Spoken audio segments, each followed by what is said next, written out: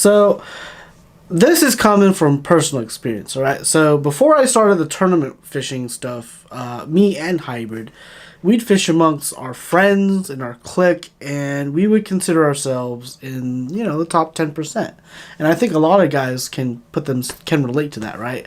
But as soon as we went to the tournament world, it was a big learning experience. And then now that we've gone back and forth between both worlds, we find that these 5 tips we're about to give you, it helps no matter who you are, no matter if you're a weekend angler or you just want to go have fun, or whether you're in the tournament world, bass fishing. These top 5 things is going to be key. And even for the tournament guys, and if you're watching this, you're talking about, give me a thumbs up. A lot of times after tournaments, we would ask everybody, how'd you do? And if you just simply didn't catch them, then I don't have much to say. But if I ask you and you say, I broke them off, I couldn't keep them on, I just couldn't get a single bite, that type of stuff, then usually I throw some of this kind of advice out to you, because I ran through that stage, and I want to share this with you guys too. So if you're a fisherman first time starting out, or if you're just that guy that's like, I'm just not consistent, these are the tips for you, okay? So tip number 1, you fish too slow, meaning you don't cover enough water, and you tend to do the same thing over and over.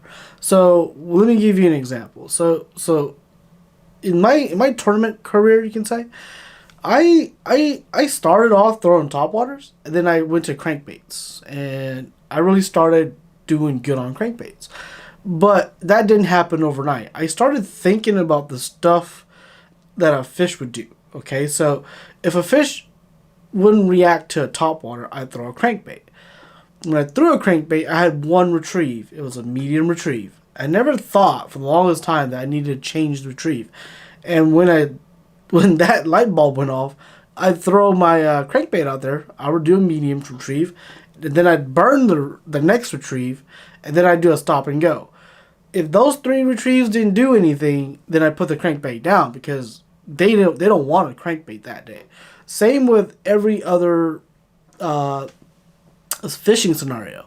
If you go out there, if you do something and you're not getting bites, don't do it again. Either change the retrieve or change the location. So a lot of times that usually clues you in on what the fish are doing and what they're biting on that day. And that's always the key. Every time you go out, you always want to figure out what they're biting on, so you can duplicate and be successful. So that's tip number 1. You fish too slow. You're too slow to get something going. So by the time you do, it might already be too late. So that's number 1. You fish too slow, so pick up the pace. If you want something, if I was going to recommend something on how to practice for this, I'd say you can only throw at something 3 times with the same lure. So say you go to this point, right? You get there, it looks good. You want to throw your shaky head on it. You can only throw it 3 times. That's it. If you're not getting bit on it, you got to go do something else. Or if you're not getting the right type of fish, do something else. Or move, throw shaky head somewhere else. Okay, so keep that in mind. That's number 1. Alright guys, before I continue, I need you guys to click the subscribe button. I need you guys to like the video. And I need you guys to click that bell notification. We got a lot of videos coming down the pipe, and you don't want to miss anything, alright? So, and the other thing is, if you're watching this video and you need help with your fishing game, the best thing to do before you go forward is to check your ego, okay? I mean that because if you're trying to learn something, you have to be a student of the game. And in a sense, this video is a coach, okay? So, it'll help you not necessarily it won't necessarily make you better in terms of your skills, but better apply your skills. Okay, so that's what I want you guys to get out of this video. Number 2 is, a lot of people that I've noticed is, and I used to do this in my early days too, is I'll do a little bit of research on a lake, and they'll say it's good on say a wobblehead or something, right? But I've never thrown a wobblehead. I go out, I buy 2 wobbleheads, and I buy like 2 creature baits. I'll put on the back wobblehead. And tournament day comes around, and I start doing that. That's not good. You know, you have zero confidence on it. You only got 8 hours to figure these guys out. You shouldn't be trying things or shouldn't be doing things that you have zero confidence in. Same with the weekend anglers, okay? So if you go out and your goal that day is to put fish on the table because, say, there's a big family gathering happening and people requesting fresh fish. I get that all the time, okay?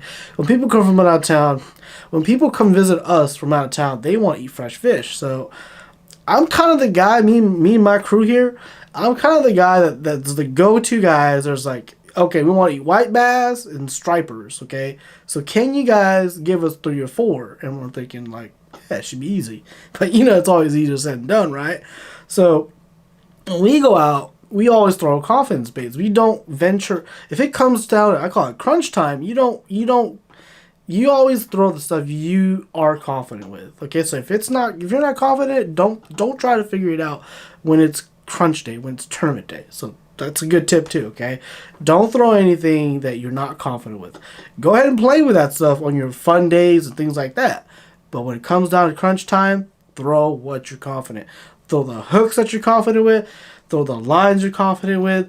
The rods and reels, your system. Whatever you have, I don't care if it's an ugly stick, right? And you just bought something brand new. If you're most confident with the ugly stick, take the ugly stick, okay? And that's tip number 2. Tip number 3, number trace, is have a game plan. Have a kind of a game plan going in. The game plan doesn't have to be, I'm going to hit that rock, hit that point, hit that stump, and then go on and go on and go on. Kind of have a game plan on what you want to do, you know, especially if you're going on a tournament trail. Do a little bit of research, do some Google Map studies. Maybe ask around. You know, if you're in a tournament trail where it's okay to ask around. See what that lake is predominantly, you know, won on. Ask around, get some information, get a little bit of a plan going, get your gear ready for that world. And in the striper world, it's kind of what kind of stripers are in there? What kind of sizes are we expecting to catch? That type of thing. So you could better prepare the tackle, because you don't want to bring a 13-foot surf rod and all you're going to catch are 18-inch fish. Okay, it's just, you're not going to have a fun day. The rod's going to overpower the fish. The fish they're not even going to fight. And on top of that, you know, you want fight too. You know, it's still got to be a fun thing, right? So you want to have fun. Predominantly, you want to catch fish also. So bring the correct gear for what you're trying to do. In the world of bass, is the same thing. Tournament fishing, right? You're trying to catch 5 big ones. You need to know, is it a grass lake? Is it a rock lake? Is it a deep, clear reservoir? I mean, that shifts your tackle all the way around. Us being from Oklahoma, we fish everything. Our trail covers mud water, shallow rocks, shallow grass, standing timber, clear water, running water. I mean, it is everything. So every tournament is never the same equipment twice. Hardly ever, okay? So you got to have a game plan. Kind of, at least a game plan kind of going in. And that's something that you can't just go out swinging. You know, you can't just show up and then all of a sudden you're on the lake and you look around and there's grass over there, and there's rocks over there, and you don't know what to do. Okay, so lean on your strengths. Okay, if you're a grass fisherman, you like to throw frogs, you like to throw flukes, things like that, go to the grass. If you're a crankbait person, go to the rocks. If you like shaky heads, go to the rocks, that type of stuff. So stick to a game plan, stick to your strengths, but don't be afraid to throw the game plan out the window. We've done that multiple times. But once again, you'll have like a backup game plan. Okay, so a lot of times a backup game plan works. So that's for the tournament world, right? But for the striper fishing world, don't be afraid to relocate. So a lot of times what we'll do is, well, we want to be the first ones to the spot, right? Because there's a lot of angling pressure. First ones to the spot, reserve the spot, wait for that prime time to happen. Okay, so prime time happens, 0 bites. You need to make a decision that as the sun's coming up, the bites should start coming. If the sun's starting to come up, the bites are not coming. That simply means there is no stripers there. Stripers are very aggressive. They will bite as soon as the sun comes up. Like, your bite opportunities should skyrocket. You might get one or two tonight, but as soon as it starts to get light, your bite opportunity skyrockets. If it doesn't, there's no fish there. You need to move. Okay, so that's one thing that I always tell people. Game plan, game plan, game plan. Usually, the more you move, the better, the more consistent you are. And if you move too much, that would be a problem too. But for the most part, moving around a lot is a good thing. All right, so that's number 3. Number 4. This is the one probably I would say I hear the most of. And this is one that's haunted me back into my childhood years. Okay, bad line and bad knots.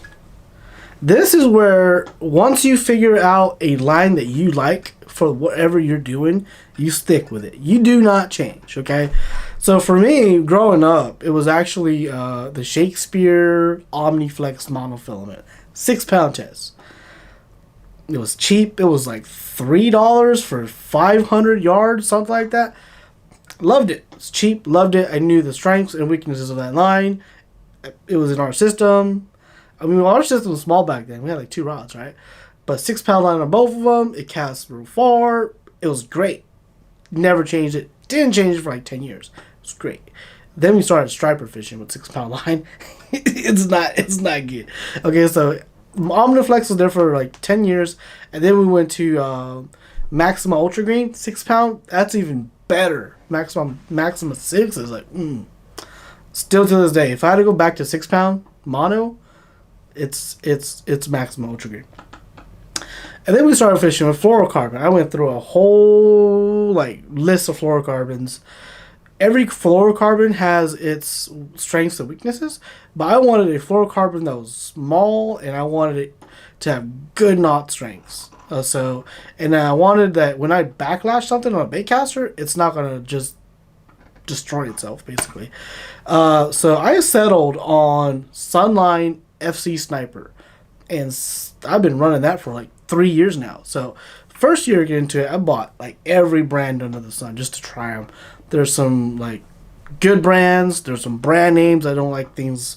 I try everything from low end to high end, eBay brands, everything, and I settled on Sunline. It's actually one of the more expensive lines, but all those other lines, either one, they just didn't cast good, it was too thick, the knot strength wasn't good, that type of stuff. So line is probably the most delicate thing in your entire fishing setup. So you have to pick the best line that you can afford. And when I say you can afford, it's up to you. If you think $10 a spool is too expensive, then it's on you. But for me, I'd rather have expensive line and cheap reels and cheap rods. That's just me. So, once again, pick the lines that you like. Get the knots that work with that line. So, let me give you an example. I have a lot of knots. If I'm on mono, say the Omniflex or the Ultra Green, it's a uni knot or even a double uni knot sometimes. If it's braid, it's a uni knot. If it's fluorocarbon, San Diego jam knot. Or sometimes some people call it an improved clinch knot, okay? Because you have to switch your knots around like that. If you don't, those knots will break at 50% of what that line's rated for. So like a 20-pound line will break at 10 pound. A 6-pound line will break at 3 pounds, which is horrible. So you got to get that figured out. You got to get your system figured out, okay? So because sometimes you can't just go to a bigger line. Okay, sometimes, like for example, crankbaits, right? Crankbaits, I would say 95% of the time it's done on 10-pound and 12-pound line. If you go to a 14, the crankbait just won't run right. So you have to learn how to tie or figure out the best knot for your 12 and your 10-pound line. Okay, so get that stuff dialed in, because I lose a lot of fish. I've lost a lot of fish in the beginning like that, but now my system's pretty good where I hardly ever lose any fish due to knots. If it's a failure, it's usually I'm cranking shell beds, fish smashes it, brings me into the shells, and the shells cut my line. Stuff like that. Stuff like that you can't really avoid, but you got to control all the things that you can control, like your knots, your lines, retying is another major thing. People don't retie much. For me, cranking shell bits, I retie every 3 to 4 casts. Okay, I look at my target. Usually, it's on side imaging. And let me know if you guys want to know about electronics and side imaging. Like, we could do a whole 5-parter on that. Between me and Hua, or Hybrid Kriller, we pretty much got that down too. So yeah, I look at my side imaging. I put a waypoint on it, and then I bomb 3 or 4 casts over the juiciest spot I can find. And a lot of times, that's rock, that's timber, things like that. It's gonna nick up the line, so I have to retie the line all the time. And you have to be confident in retying your knots, So if you look at your knot, if it doesn't look perfect, retie it. The knot has to look perfect every time, okay? If you're 99% sure that knot's good, retie it. You gotta be 100%, okay? So that's number 4. That's definitely number 4 right there. And this is the one where I would say most people don't get better because of this one mistake. So this is the number 1 mistake I see people do. After a day of fishing, even if it's a good day of fishing, you're going to have mistakes. And it is your job to keep track of those mistakes. So, for example, you go out, you win a tournament, right? So this is what me and my brother does a lot. We'll go out, we'll either he or I or even some of our friends, we try to ask the questions that will make us better. So even if we've won the tournament, sometimes we're still not satisfied because I won that tournament because I got lucky. See, that doesn't sound right? So a lot of times we'd win tournaments because our game plan went perfectly. But sometimes it's, I won that tournament, but I should have smashed it, right? Like, in terms of inches and everything, I came in 81, but I should have had 95. Well, those days. So when you come home and you look at your day over, you need to say to yourself, what can I do to make this better? What didn't I do? Or what, can I have done differently in terms of game plan or whatever, right? Well, at least in the tournament world, we carry GoPros, so we record almost every catch. So a lot of times we'll catch we were daydreaming, right? And we get bit. Sometimes we'll catch our hook sets are wrong. Like hook sets for the chatterbaits, I used to hook set like a jig. Don't do it. Side, done. On a jig bite, reel up the slack, hit them hard. On a worm bite, reel up the slack, hit them hard. And then you also get into a lot of other things. Now, for the weekend anglers, for you, it's more of okay, did I cover enough water? Okay, that type of thing. I noticed this in the crappie fishing world. When you hook, you put your hook through your minnow. Try to multiple different positions on the minnow itself. Sometimes I know a lot of people hook through the nose of the minnow. I myself like to hook it through the back. I just find that when you hook it through the back, the fish swims a little better, and my hookup ratio goes up. So that's one thing you have to pay attention to. So if you go out and you're just missing fish, right? Or even if you caught 10 out of 15, well, in theory, in our minds, it's supposed to be 15 out of 15. So keep that thing in the back of your head. Reasons why things aren't working. When did you check your last? When was your hook even sharp? That's a big one too. So you gotta learn from your mistakes, and it's also good if you have somebody who went with you, so you can bounce ideas off of them. But yeah, that's the major one. Number 1 is you gotta learn from your mistakes. It could be anything. It could be whether you tied your knots right, whether you just even on your cast. I know in the surf industry or surf world, your cast means a lot. You could give 47 setup to somebody else, and their cast won't be as far. So you need to learn how to cast. That's a good skill to have also. So you have to learn from your mistakes. You need to learn from your mistakes because fixing the angler is a lot cheaper than buying new stuff. Put it that way. So you want to fix yourself, maximize, take your gear to its maximum potential before looking at other things. And that's huge. Okay, that saves a lot of money. I know we talk about a lot of gear and stuff like that in here, but a lot of times I think if you just fix yourself, you will be much better than going out and buying new gear. And that's pretty much all I got for today. So that's the top 5 reasons why you suck. And taken from personal experience, I applied all that to me and to my brother. And that's why right now we're pretty good in the tournament world. You know, if the tournaments that we go to, I don't want to, brag on myself, but the tournaments that we go to, we tend to finish in the top 25%. That's what it is. So, all right, guys, hit like and subscribe to this channel. Share these tips with your friends who suck. And if I helped you, give me a thumbs up. If I left anything out, if anything that you also noticed that we should touch base on, not gear-wise, but like just say mental preparations, coaching yourself up is a big one. And also, like, if you're fishing a tournament, and if you guys want to talk about, like, the positive mental side of tournament fishing, we could talk about that, too. But let me know in the comments what you guys want to hear, and we'll do our best to cover that topic. So, once again, Connery from Out of Work, and I hope you guys learned a lot from this video. All right? Till next time, guys. See ya. Hey, everybody. Thanks for watching, but stop freeloading. We need you guys to hit the subscribe button, the like button, and the bell. And be sure to follow us on Instagram and Facebook. And we'll see you guys on the next one.